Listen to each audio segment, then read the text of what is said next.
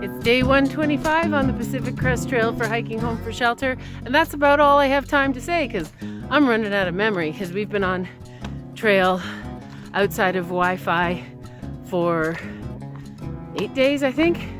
And today's day 9, tomorrow's day 10, and we're going to be at the Washington border. So exciting!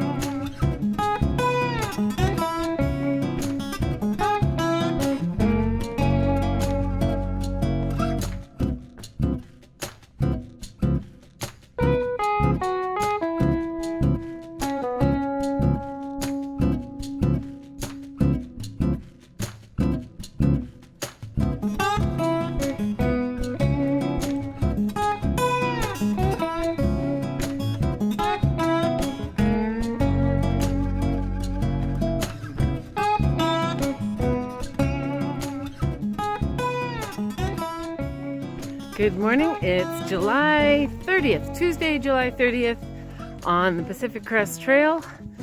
Hiking home for shelter is on day 126. Wow! Hey, believe me, I'm as amazed as you are. So anyway, here we are, day 126. We've just left Wadham Lake. Wadham Lake? Thatham Lake! I just came up with that. But I have to say, I believe I'm channeling my dad, Dick Murphy, when I came up with that one.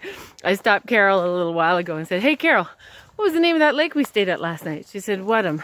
I said, "No, what was the full name?" She goes, "Wadham Lake." I said, "Thatham Lake." Ah, good one, diddly. Anyway, here we are.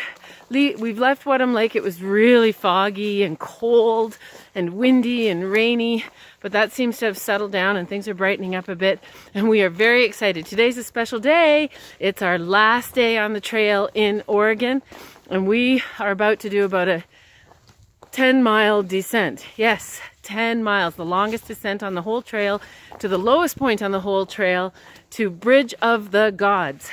Bridge of the Gods is located at Cascade Locks, Oregon, which is where the movie Wild ends, because that's where the famous Cheryl Strayed, the woman who did the PCT in about 1985, finished her journey. She didn't do the whole thing. She was out for about half of the trail, half of the time that we are.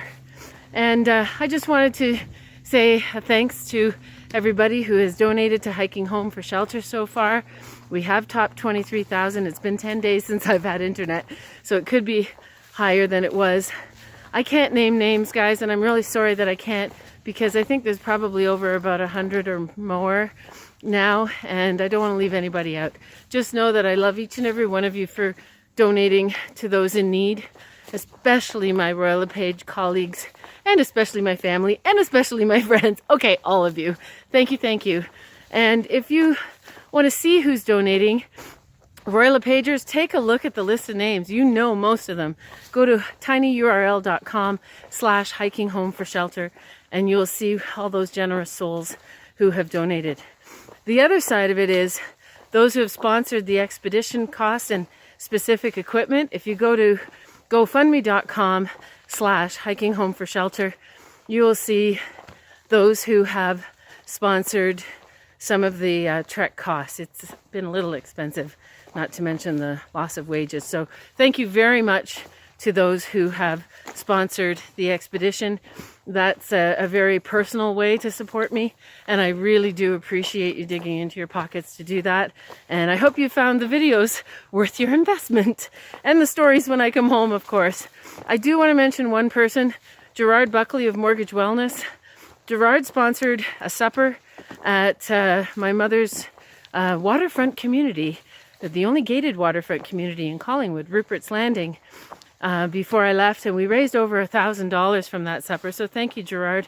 And then he personally sponsored my flights. But there's a whole list of equipment and costs on that site that you can see.